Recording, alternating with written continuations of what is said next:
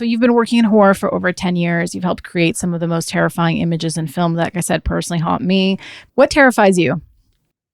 Guns, guns and access to guns. I love this country to pieces, but its adoration of firearms I see as completely insane, as the definition of insanity. The term designated driver didn't really exist. It was in a TV show. We have a responsibility to help our world and how we present these things.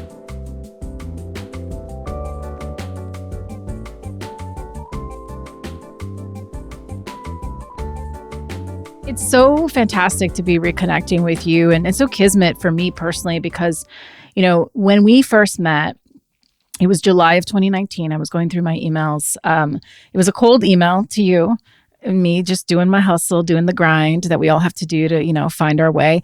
And you were so enthusiastic and you said yes. And I was able to come to the lot to Warner Brothers, where you still have your office, to record with you. And I remember that being so, so special. And I did like a whole little video after, because I've been on the lot many times. And even that year, I had been on the lot earlier shooting a film that we shot and some backlot stuff at Warner Brothers. But I don't know, just getting to go there, getting to meet you, another fellow like badass Latina who just like blazed her own path, and getting to do it through something of my own that I have created and now have been doing for 6 years, was like a really pivotal moment for me and for the show. So I just want to share that, because at the time I was like looking back at young Kaka, and she was just, and the show was Life with Kaka back then. Yeah, yes.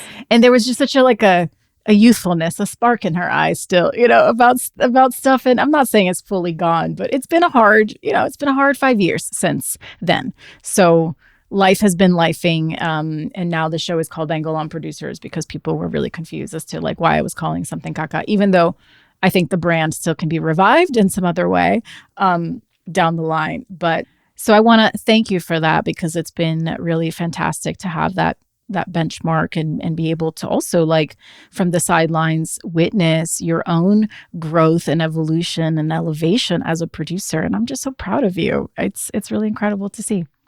Well, Carolina, thank you so much. It's been, it's been some crazy, years, Yeah. a lot of changes, constant. And even if I've been blessed with a lot of work and the ability to generate a lot of work, it has not been easy. It's not easy for anyone right now. Yeah. And I love talking to people that are almost out of a business, or out of the business, and get their perspective. It's fascinating. And a lot of them will agree that it's incredibly hard making uh movies, even as established producers. Right now it's we're pushing a very, very heavy boulder. But, and this is what I tell young people, if you love it, what else are you going to do? Yeah. You have to do it. And hopefully it gets easier, but I you have know. to do it. If you love it, stick to it. Can you talk a little bit about the boulder that you're currently pushing, and some of the headwinds, right, that you are facing now? You've been part of the Warner Brothers family for over 10 years since the first It film, and there's been a lot of changes over at Warner Brothers as well. But I think there can be the perception sometimes when you're independent, or maybe reaching for that North Star of being the kind of producer that, one would look to your resume and your pedigree and go, well, what could be so hard about that? Like, you have everything any producer who comes from nowhere could possibly want, right? Well, the industry is in flux, as we know. The Yeah. technology is in flux. The audiences are consuming um, entertainment, movies, TV shows in a very different way. Hmm. Um, and and that's made the financiers Hmm. of film, be that independent or studios who have to respond to their shareholders, Yeah. not have an easy yes. It's somebody told me this. I'm not being original by saying this, but actually, my friend, fellow producer Michael Disco said you have to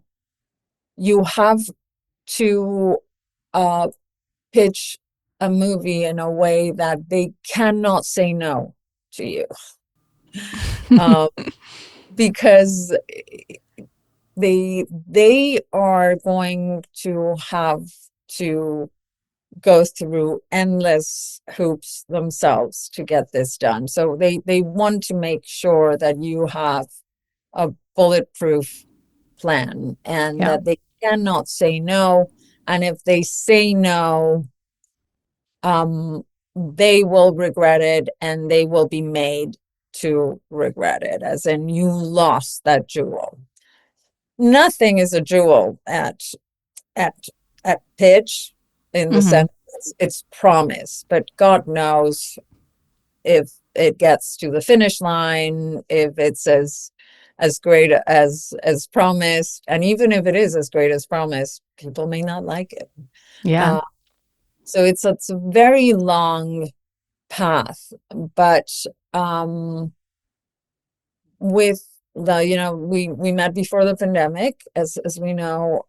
During the pandemic, our habits accelerated towards a change that was already happening. um and Producing has become harder. um Yeah. it's strange because there's more platforms, and one would think, okay, they need the product. There's so much to be done, but the reality is that a lot of what fills the time on those platforms is stuff that I don't know how to do.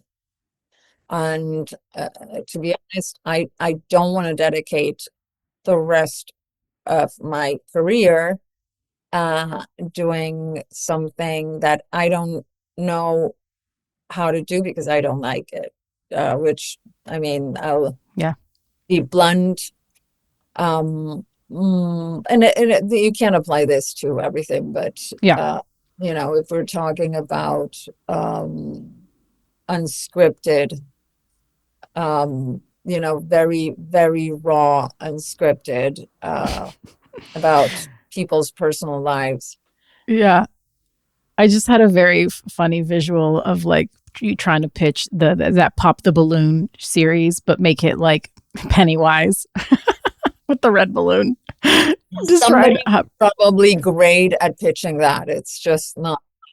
I mean, I think it's so fascinating because it took me a long time to really understand that being a good part of being a good producer is sales. It's marketing. It's knowing how to sell something, a vision for something that isn't there all throughout the process, because sometimes even when you're making it, even down to like your first assembly, you're constantly having to um, corral everyone towards that end goal, and there's no guarantee of anything along the way.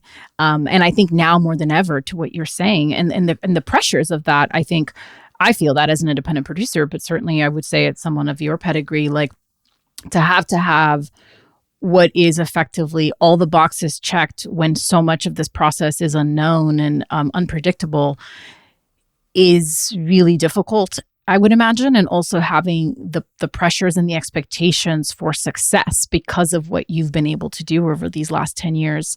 I would imagine that adds like a big pressure that other folks perhaps that don't have such a longevity of what they can point to don't experience in the same way. Would you say that's true? Well, I mean, it is true. It is true, but I had, in 2023, I had, what seen from outside, and also as it felt at times, a failure. The flash was a box office, let's call it disappointment, because it made $300 million, worldwide. That's not small change. Yeah. A lot of people saw the movie, but it definitely did not make the money it it was hoping to make, that the studio was hoping to make, that we were hoping it would make, the eyeballs um that it didn't get to. It didn't help, of course, that when the movie came out, uh X, which had just been bought by Elon Musk, um gave the ability to its premium users, the people that would Hmm. you know pay the blue check or whatever for the blue check, and it gave them the ability of basically uploading full films, and the film had something like 6 million views in the first in our opening weekend. So that was definitely harmful, and it is incredibly harmful for the industry. um but those, now it's more than 2 years later, those are details. I hope the regulations have I hope changed. so as well. Yeah. um but that was I don't know if it's a lesson. I don't want anyone to go through that. If you're going up to bat, like you're not going to hit every single one. You can't have home runs every single time, right? So I'm sure no one wants to go through that experience again, especially on a world stage like that where the expectations are insurmountable, but it is bound to happen in some way, shape, or form. So when you're going through that, how do you process? How do you continue? What do you do next? No, and that Mm, at some point it is gonna happen, but I'm a yeah. Capricorn, so, I can't let that uh stop me or pause me. And it was very, very difficult. My brother is a lot better Hmm. at processing those things. At least that's how I perceive him. He's a bit Yeah, Eflin. And the truth is that we love the movie. We we we believe we made a great movie, a great entertaining movie, and all the factors in the world. exactly. It's wild to me. I was just talking to an exec friend recently at Paramount who just did The Running Man, which came out and has had a sort of similar kind of thing. And she's very proud of the film, and she's very proud of the work that she put in to make that movie happen, the years that it took, the 4 years to get it here. And it's like you greenlight something 4 years prior, you don't know what the market's going to be doing, what the human race is collectively wanting at that time, and all of the things that you just you'll never know that, right? You can only guess as much as you can. But she was very poignant what she said of just like you have to just sort of at least be able to know that you're proud of the film that you made, because that's kind of all you have right at that point. The external is going to do what it's going to do, and then you can walk away resting your head easy knowing that those years you put into it was for naught. And you said something last time we talked, and I'm curious if you still feel this today. You said that there were probably, and I quote, 3 days a year when you felt like, okay, I'm accomplished.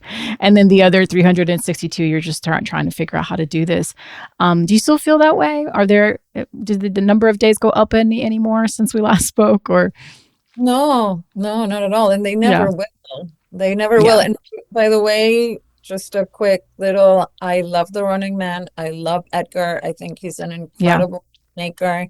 And the movie is still out there. People should go and see it in big screens. We're going to go see it this week, me and my husband. Yeah, for sure. Still definitely want to see it. It's like, I had a blast. It's I we were talking we I was having dinner with a bunch of friends yesterday at home, and we were talking about The Running Man, and we all agreed, we had a great time. So yeah, it's fantastic fun. It's what I go to movies for. yeah.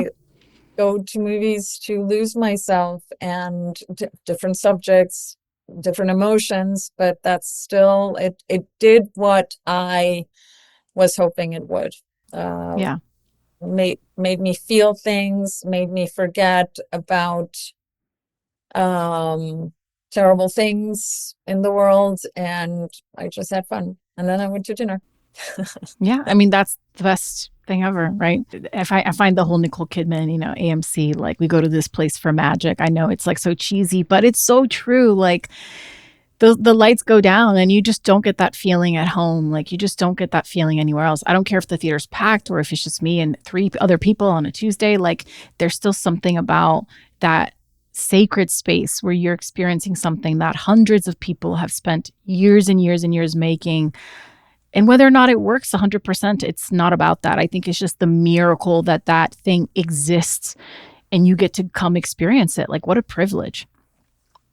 It is, and I'm one of those people that claps when the Nicole clip comes up. So if you're wondering who those people are, it's me and some It's other people like beautiful. me. I just love it. It makes me, it just makes me joyous. And it's the beginning of the 2 hour journey or 3 hour Yeah. journey. But if we go back a second to TV kicked my ass. So I just produced a very big show that's out. Yes, we're going to talk about that. That's why we're here. I want to get to it. We're about to put out episode 7. I am going to Brazil on Thursday for To my Comic country. Con, Yes. your Yes. country. Where are you, Paulista? Paulista, sim. Yeah. Paulista. We're You're going going to to Sao Paulo, São right? Paulo. Yes. So I can't wait, but we're going basically to push the last 2 episodes, 7 and 8, Yeah. which are the best episodes. I can't wait. I got to tell you, I was really hesitant to watch the show because I just don't do well with terrifying images. And especially now as a new mom, can we talk about that? And there's so much violence towards children in this. And it never really occurred to me in this way before. But now, like watching episode 6, was it last night? It just hits me in a completely different way, and it's hard, but it is so well crafted and is so beautifully done that I'm like, okay, I'll buy in because I see this is going somewhere wonderful, even though like, it's like aggravating to watch at times, in the best way. You will, I think, you're gonna cry a little more, but then it's all gonna be good. It's there is a release quality to the finale that is just fantastic. I know you were going to make a point before I move on to this other section I want to get to. Basically that, when you never feel you never feel completely accomplished, and it's just very rare that you are uh that you believe what other people see on the outside. Yeah, And TV was a big big. slice of humble pie in the things that I didn't know, and in a completely different business model that I did not understand. I did not want to understand, and so I went. I hopped on it um, to make movies, not television. Mm-hmm. And that has huge positives, but it was also personally, me grinding a battle axe every day for 4 years. Is it because of the pace of television? What was it that you found?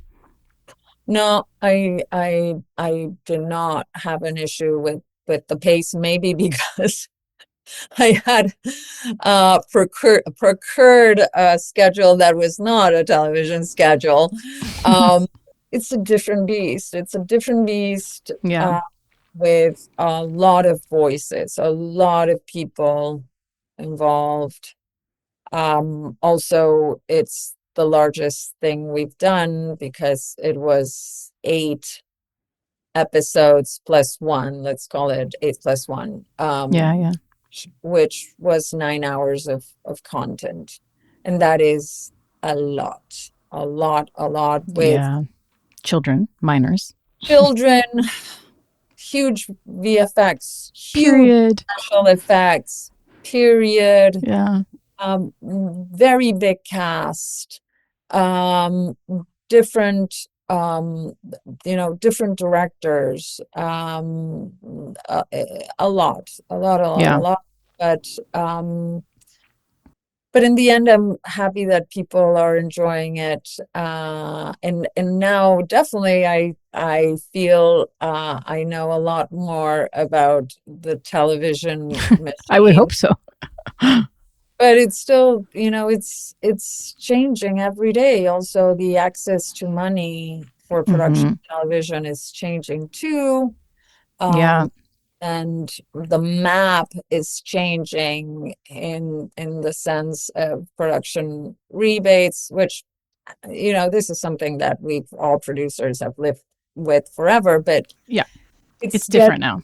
it's getting stupid, and I don't understand it. Well, I'm curious if how close you've been sort of watching the Stay in LA movement and a lot of conversations that have been happening, particularly around how we keep productions in LA. What are the kinds of productions that can even afford to exist here? Certainly, LA is gotten super expensive. The cost of labor here is expensive. There's been a lot. So I was curious if you had any thoughts around that exodus, because many of us, like people of our generation, come to Hollywood, come to LA because this is where the industry is. This is where the hub is. And this is where you could, stumble on a truck and be on a set somewhere. There's a lot of activity, and that hasn't been the case in a while. But I think that post pandemic, and certainly post the 2023 strikes, the squeeze became really dire. And ever since then, the way it's impacted, I would say, middle class, blue collar Hollywood is really dire. And, the world is now a global marketplace, and it's extremely competitive. I was just in Spain. I went to the Canary Islands for a fam tour. And it's like, how do you compete with a 54% rebate? An incentive, like who can compete with that? There's so many countries that are so competitive, and when you look at everything you were saying earlier, the truncated budgets, the different mandates, and who's saying yes to things and what they're looking for, and the ROI that they expect, all of that trickles down to the producers to go, well, I still have a product I want to make. I want to make the best product possible, but I need to make it at a price point that makes sense for the marketplace. How do you do that? And you have to constantly look to the world to go, is it Bulgaria? Where are we going to make this happen, to make this possible and even feasible? So I'm curious to your thoughts around all of that, because obviously you guys shot in Canada, and Canada is also extremely competitive. And yeah, thoughts around all of that. um, I'm baffled. I am baffled. We shot, this last year we shot a film in South Africa. Um, this year in January, I kicked off a TV show in Prague. The whole thing was shot in Prague. Um, and that has been a bit of the process, when you have the smaller, you know, Mm-hmm. the smaller projects, South Africa. Okay, we took a swing, and it was a specific project, a film we produced called They Will Kill You, that could be shot anywhere, right? It was a full build, basically. So it was, where can we make this full build, this building Yeah. with several floors, and where can we do it? So we did it in South Africa. It was a short shoot. Um, the show in Prague, Ride or Die, which is great. The movie is great too.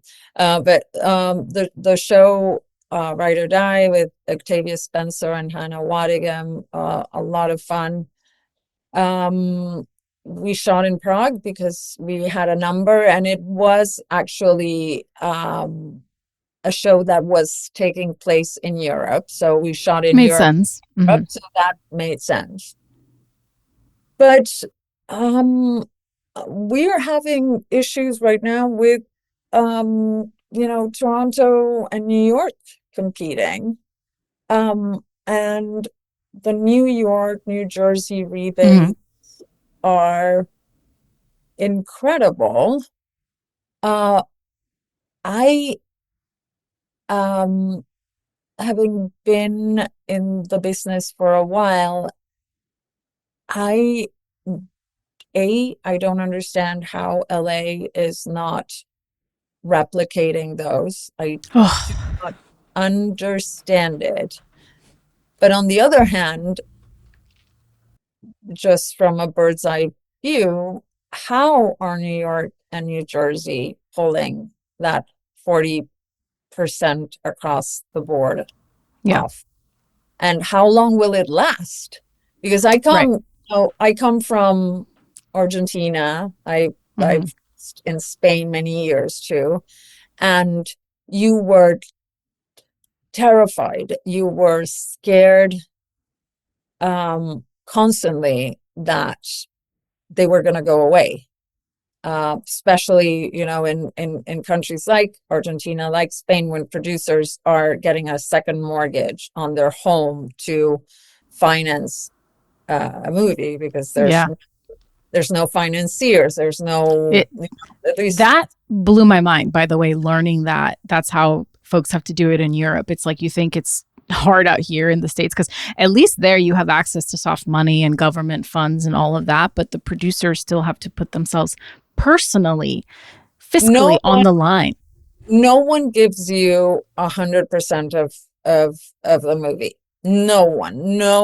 So there's always going to be a gap, and that gap you're going to cover yourself by selling your children or doing a second mortgage on your home, giving blood, or you're going to go to one of the rare banks that gives Mm-hmm. you money to cover that gap, but the interest is just insane, and you are at the mercy of then the government deciding that they're going to push the payment of the subsidies for a year, and suddenly you're in the hook for that debt for another year Yeah. at 10% or at 12%. So that is betting your life on every movie. That's betting your life. So Yeah. yes, we have it easier here. We do. Yeah.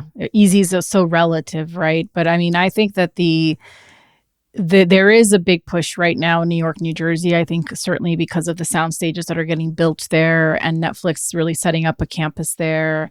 There is at least for a decade, it seems like there's going to be a ton of work there. Like everyone I know in the U.S. has said to me, like, there's really no work anywhere else like there is in New York, New Jersey right now. That's the new hotspot.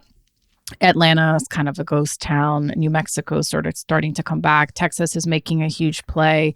And, in Los Angeles, the state of California increased the incentive to $750 million, which is fantastic. But it is a start. It's still not making us competitive to even just nationally, and the fact that it's still this complicated application process with jobs ratio. And a lot of folks don't even understand how to fill that out properly. Thus, they get disqualified. There's a lot of conversations around it, and I'm a part of like a lot of side conversations with a lot of folks and how we can help and groupthink and talking to Film LA and in the city and really at the state level, at the city level to sort of like see what we can do to improve the situation as quickly as we can. Because if not, the fear is that this becomes like Detroit, this becomes like the hub of creatives are here, but everyone is constantly having to leave their families to go live somewhere for 6 months or more to go make whatever, because the economics of making most projects in Los Angeles no longer makes sense. It is dire. And I guess I am curious if there are any learnings that you have from Canada specifically that you think the States could look at and be like, why aren't we emulating this? I've shot at this point, I've been shooting in Canada since 2011. We shot Mama as Mm-hmm. a Spanish Canadian co-production. Then we did It Chapter 1, It Chapter 2. We shot a pilot for Lock and Key that never saw the light, but we still love it. And then we shot Welcome to Derry. So I've been shooting for a solid 14 years in Yeah. Canada, and I love my crew, and they're incredible people. Um, Toronto is very solid. Their stages are great. But now New York and New Jersey are giving them a big run for their money.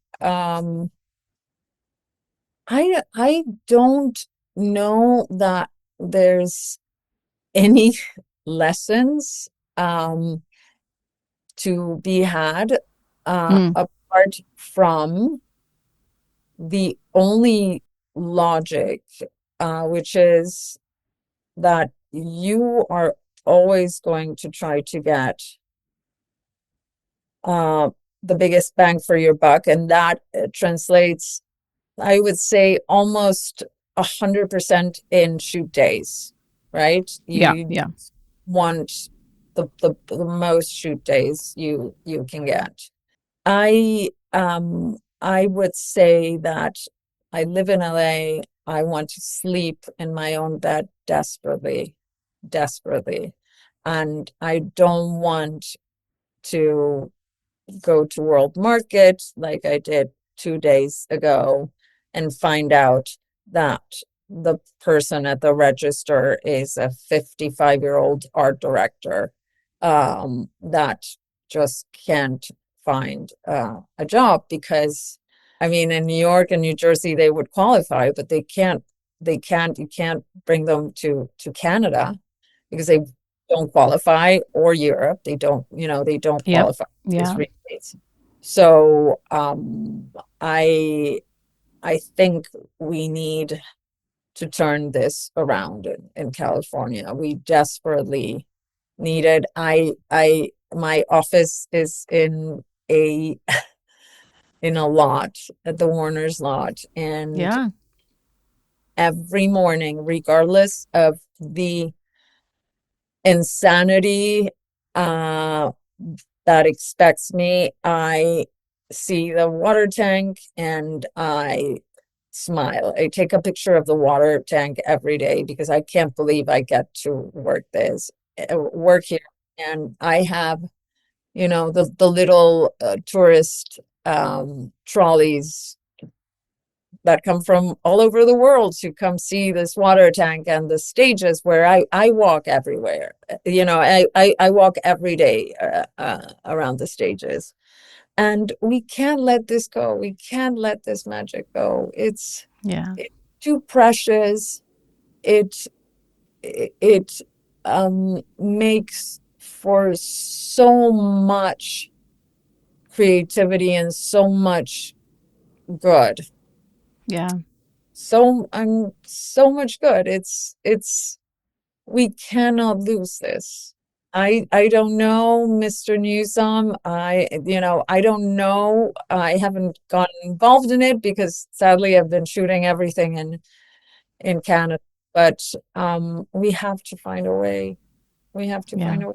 Yeah. There's a lot of good people working on it, and we're hopeful and optimistic that there is a way to somehow, it'll never go back to the volume that it was, but to at least bring some enough back that there's a semblance of an industry here. And there are movements, but again, I just think they're moving much slower than they should be, given how competitive the world has become, other states, and the patience on the gurney, as we say. It's been a while that this has been happening, and it's just been very slow moving and reacting to that. Let's talk about Derry. It's a brilliant show. Like I said, I'm not one for horror. Even watching the It films, like, just for me, it's really hard, but it is so well done. And I think if you remove all the horror elements, it feels very like Stand By Me. I just love this. I just love like kids in this time frame. There's just something so pure about that when kids could just like ride their bikes and go everywhere. And maybe that's just nostalgia from like, growing up. And that was like what we did. We didn't have cell phones. We didn't have the internet really. I mean, I was the generation where I was like 12 years old when AOL became a thing, but before that we were on the streets playing with our friends. And I think it does a really good job at capturing the magic of that time in our lives while also contrasting it with the horrors of this crazy terrible secret that Derry is harboring that we kind of start to unravel. So talk a little bit about the genesis of how, when you guys thought about going into the prequels and getting into Pennywise's origin story and the sort of how you got to this place, because the show has a very unique DNA from the films. When we were doing the second movie in 2018, Bill Skarsgård and Andy are very good friends. They're cosmic twins, these two. And Bill started exploring, because we had a tiny little window into Bob Gray, which is the origins of the clown.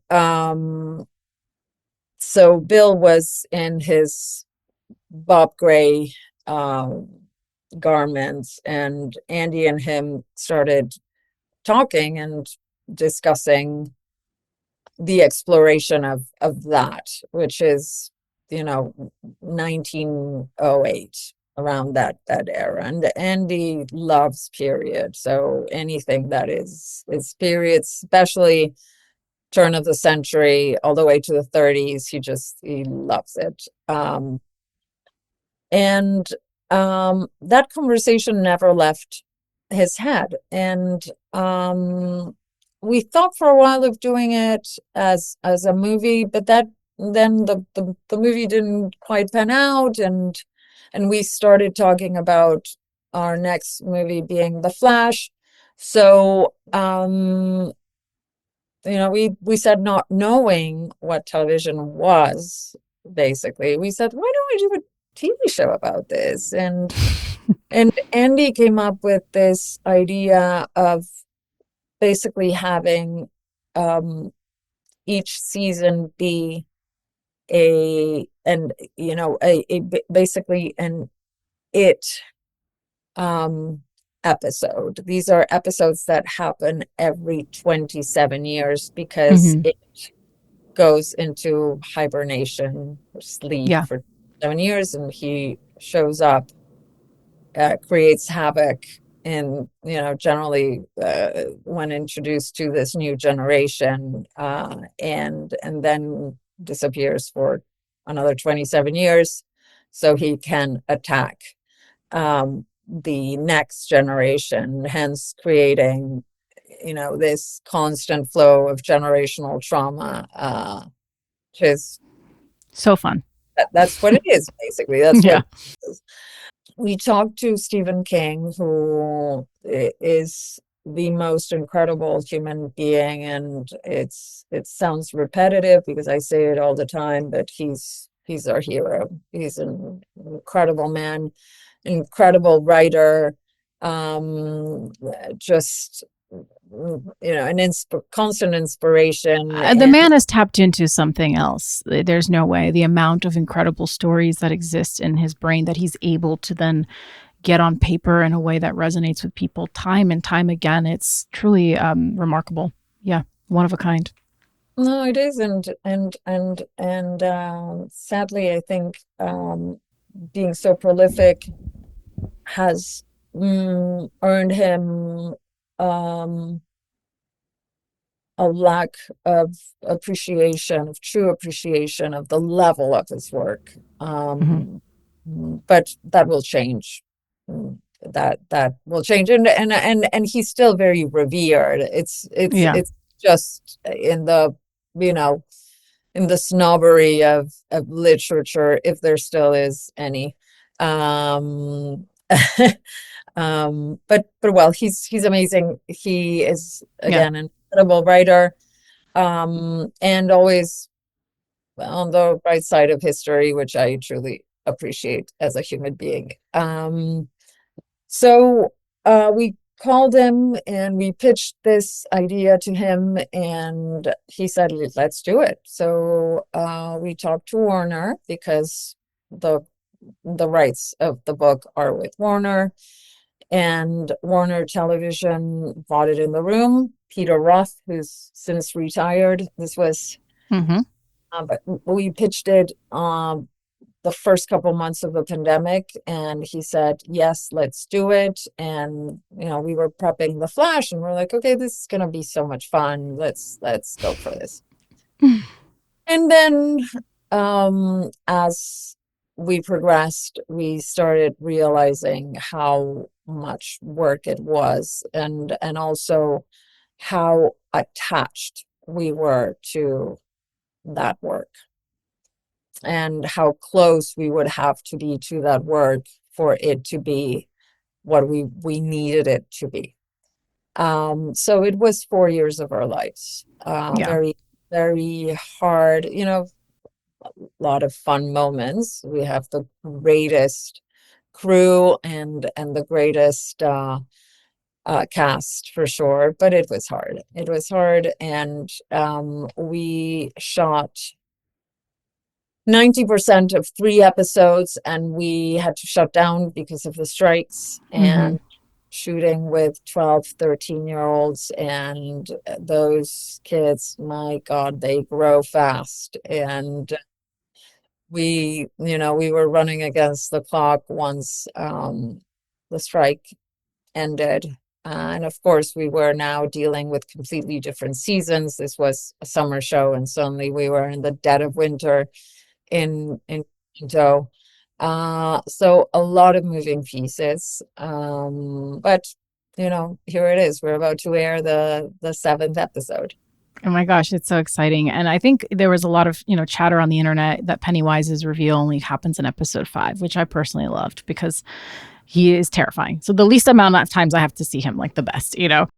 How was your approach to making him feel scary different from the films? Because it does feel like I said, like a very different DNA, especially as we're getting to see and understand a little bit more about what is this, what we're experiencing and what he's actually after.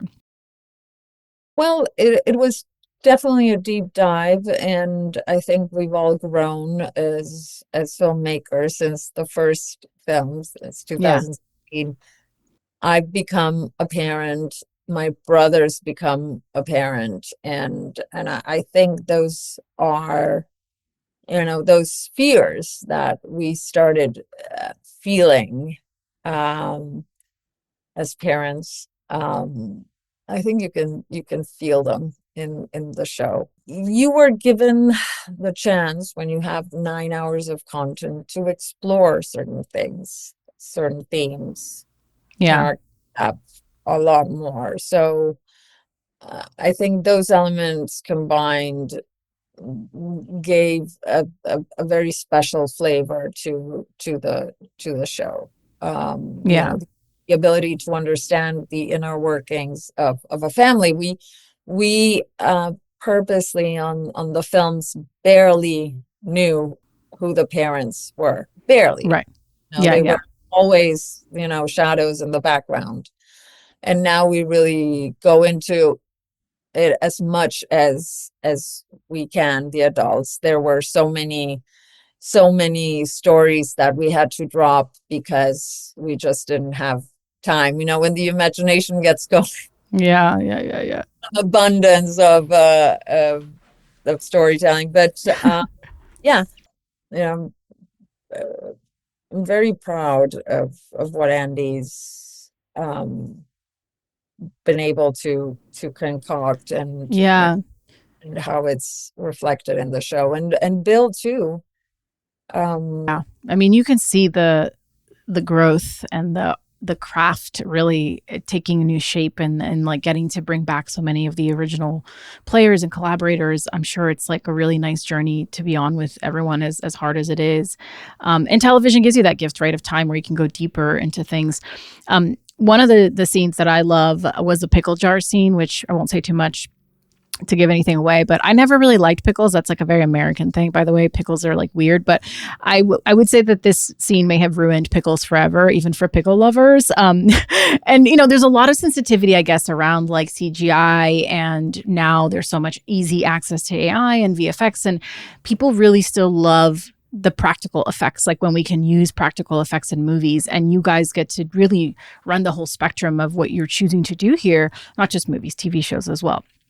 Talk a little bit about how this scene was achieved specifically, because there was a huge use of practical, but then how do you guys decide when you're going into it, what gets practical treatment versus more of that VFX CGI stuff later on?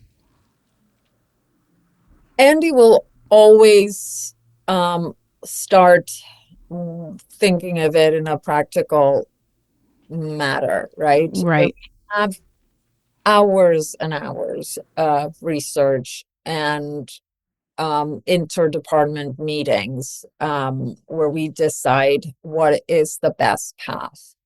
Knowing Andy and knowing how much he loves shooting and how much he loves the art of special effects, he will take it to a different level. I think other directors maybe would not spend as much time in doing that and would relinquish that to a full CG VFX shoot. But and he loves shooting. He loves shooting and loves details, loves the analysis and the research and figuring out how to do it. Yeah. And then, of course, we have the greatest collaborators, and Yeah.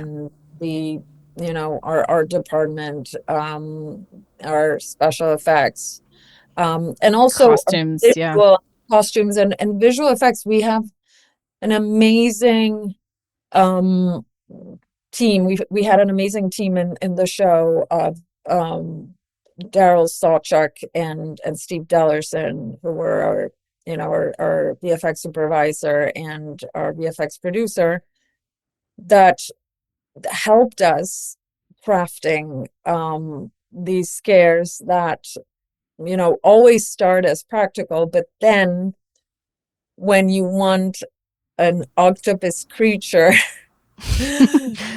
just Yeah. a spoiler, Yeah. Can't do animal training on certain things, salaciously Yeah. coming towards his daughter in a pickle jail, as we call the set piece, then you're going to need VFX. Yeah.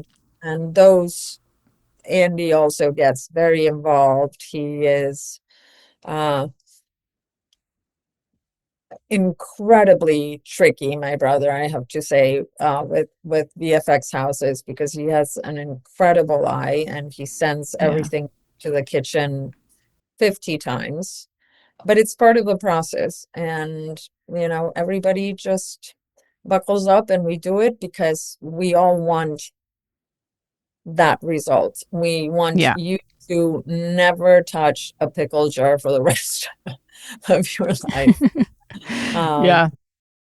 Revisiting our chat, we were talking about the fact that film is a human business, right? And you said that, and I quote, there's a lot of great quotes from you in this episode, if you ever want to listen to it, from 2019. But you said the film business is truly the pinnacle of human businesses. It's 100% human. And that's why some films are not as spectacular, because there's so much humanity in the pyramid. There's really no science to it, right? And when I hear that in today's world that we're living in, my thoughts immediately go to AI, because it's so polarizing. And there are studios and anyone out there who is thinking about the bottom line, like we've discussed, which is everybody these days flirting with the idea of like, where can we replace some humans to make the math, right? Some could argue that AI in some places are actually fantastic and can actually reduce mundane work for some folks. But when it comes to the creativity and the imperfect collaborative process that is filmmaking, What are your thoughts around how AI will impact that? Oh, it's such a difficult conversation. Yeah. Would I like not to have round 50 of of a VFX shot after 10 months, of working on it, end up with having to wait for 10 months and getting around 50? Of course. You know, I Yeah. I I understand it, and processes that can be helped by I will welcome, um, because I can't stop them. Um, I think that still um, human beings will be irrevocably attracted to human work. Yeah. Um, and I just I, I'm not interested. I'm a woman of popular tastes. I do the stuff that I like to watch, and um, that's why we're commercially successful, in other Yeah. words. Yeah. And I just don't see how, my strange exploration lately has been material that is in YouTube, children's material, because I'm very careful with what my, you know, little guy consumes. And there's a lot of AI Yeah. in that realm. And I find it so um deadly uninteresting. Um Yes. Deadly uninteresting. And so does my kid, which is like an incredible thing because he doesn't know what is AI. What Yeah. just he turns around and starts playing with something else, which is great, by the way. But I don't have the wonder and the the hope for AI that maybe other people do. I don't think I'm I'm unsmart. I just don't know. I just Yeah. don't it. I think um humans like watching other humans do stuff, Yeah. and I don't see that changing. So Yeah. yeah. Again, if it's a tool that humans can use, right? Like we use computers, like now there's Zoom, like, if it's a tool to benefit us, it's fantastic. I have a hard time thinking that we'll get, a universal paycheck and then machines will take over. I don't believe it. So, Yeah. I don't know. I think the human ego is too big for that. People are gonna want credit, you know? and boredom.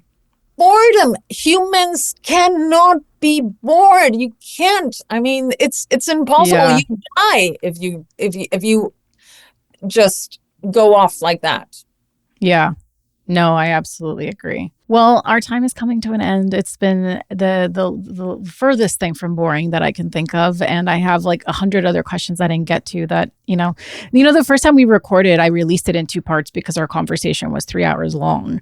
Oh, Um, because that's just what happens. Like we can talk.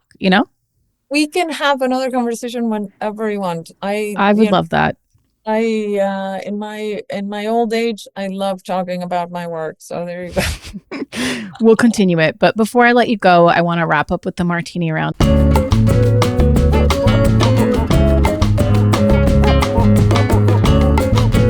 Okay, so the first question is, if you get to spend a day with one of the following Stephen King villains, who would it be? Pennywise from It, Dan Killian from Running Man, or Annie Wilkes from Misery? Annie, of course. Okay. You frequently work with your brother, director Andy Muschietti. We know this. What's the number one piece of advice for people working with family members?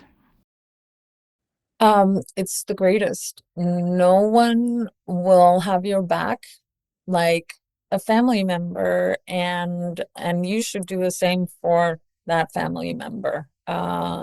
Because it's horrific business, and I Yeah. will never bore myself from saying that. It is an incredibly hard business. Ego is such, a contributor to the business. Yeah. That um love your siblings, love your spouse, and just hold on to each other and cut through this insane business together, because it makes it a lot easier and a lot nicer. Yeah.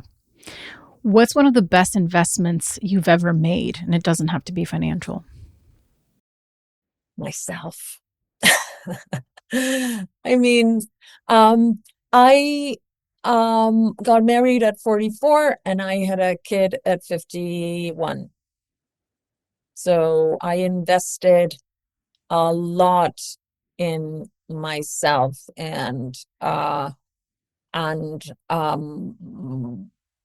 sometimes it was very hard, but I knew I was going to get there. I just needed patience and determination. Yeah. Fill in the blank. When I'm overworked, blank helps ease the stress. A glass of Malbec. And How yesterday very night, Argentinian of you. yeah, and yesterday night I had a dinner party at my home, and we were 7 people, and one of our lovely guests brought a lovely bottle of wine, and I opened it, and I was the only one that had a glass, because now everybody in Hollywood is regretful about alcohol, and um I will still advocate for a glass of red wine now and then. I think it is a lot better to have a little alcohol than a lot of stress. Mm, That's I'm of that club. So if you ever want to open a bottle, I'll help you finish it for sure. Because I'm good. not regretful of that at all. At all. I think for me, the regret is only like, I want to make sure I'm drinking in good company. And to just drink just because it's there, that's when I'm like, I don't need it, just because it's like a mixer or a social gathering. It's just like alcohol's so rampant in our industry as well. It's like you walk into any event, people have a tray of drinks Yeah. to give you all the time. And it's like, why are you trying to poison me? Like, I just want to talk to some people for an hour and leave. Okay. What's one failure you wouldn't be here without? One failure I wouldn't be here without. Um, a bunch of relationships. Oh yeah. And I'm very I love it. thankful for those failures. So yeah. Ugh, this is where I wish we had another hour because I'm like, let's talk about each one of these. It's like producer therapy. Okay, lastly, so you've been working in horror for over 10 years. You've helped create some of the most terrifying images in film that, like I said, personally haunt me, particularly thinking about from episode 6, the hallway scene with Penny and the little girl and the balloon. Like, what terrifies you? Guns. Guns and access to guns. I love this country to pieces, but its adoration of firearms I see as completely insane, as the definition of insanity. Yeah. That is a good uplifting note to end on. And what I will say though is filmmakers and producers and the power that we have to influence how people engage with these things is truly remarkable. For example, the term designated driver didn't really exist. It was in a TV show, and that was behavior that was taught in a TV show. So there's been a big movement now of like, if you're going to own a gun, let's show gun safety in movies and TV show. Let's show somebody pulling a gun out of a gun safe. Let's show them not having that gun loaded. I know that doesn't work for every instance, like Mad Max, that's not going to happen. But when and where we can put these images, back to your point, the human connection of the way we learn by watching other humans do things is extremely important. And so we have a responsibility to help our world and how we present these things. And so for those listening, I highly encourage you, if like guns and gun violence and gun safety is important, to think about how you're showing these things in your work, because it really does make a huge impact in how people engage with it. Yeah, and be realistic about guns are not cool. Yeah. Guns are not cool. They're weapons of death. That's what they are. So don't glorify them. Just don't. Yeah. Well, you're cool, and I appreciate you. You're cool too, Carolina. Go South America. I know. Go South America. And I love Buenos Aires. I love that you're about to go visit my homeland. I hope you have an amazing time in São Paulo. Thank you so much, Caro, and hope to chat soon. Yeah, likewise.